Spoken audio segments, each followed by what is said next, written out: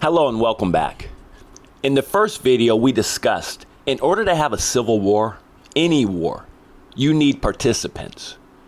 Well, in the first video I pretty much ruled out all civilians who for the most part have been way too pacified, fed, and cuddled, and aren't about to give up all that comfort to go fight and die in the trenches for a nation many of them don't even love anymore.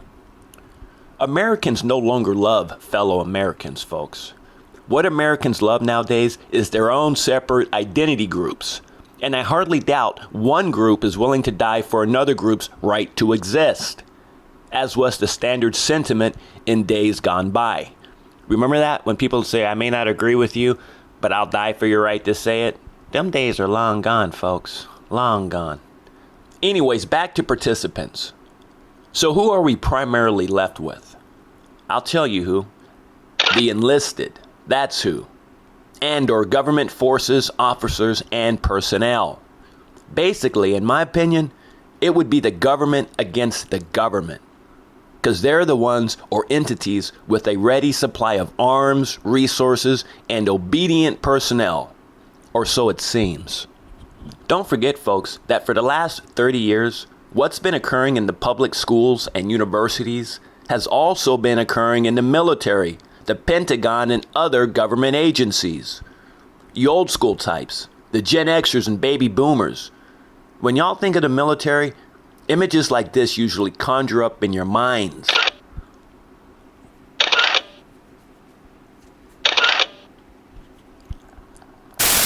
But in reality, due to the past 30 years of social engineering, today's military mindset, meaning those who are in it, are more likely to reflect this. Okay? Hey, does my hair look okay? Shut up, buttercup. So are they gonna be our saviors, your saviors? And would they even obey orders if those orders went against their own personal ideologies, beliefs, or feelings? Remember, this generation, those younger than us, Z and B, and I get confused. They're all about feelings and group identity above and beyond anything else. They learn all that stuff from TikTok and all these other, social sites. It's all about fitting in now, folks.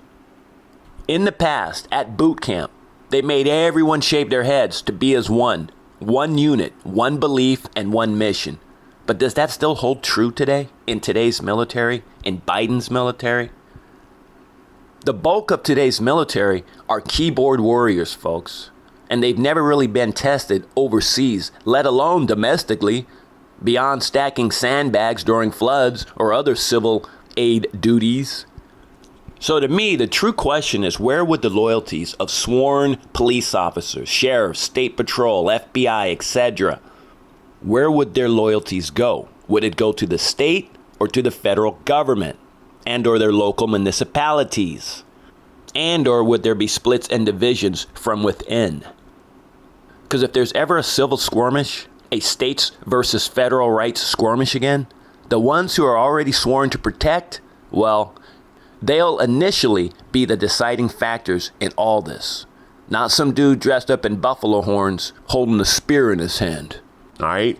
Anyways, to be continued. These productions take a lot of time and I got a lot of things to do, folks. Alright? Stay calm, stay cool, and stay loving. Back soon.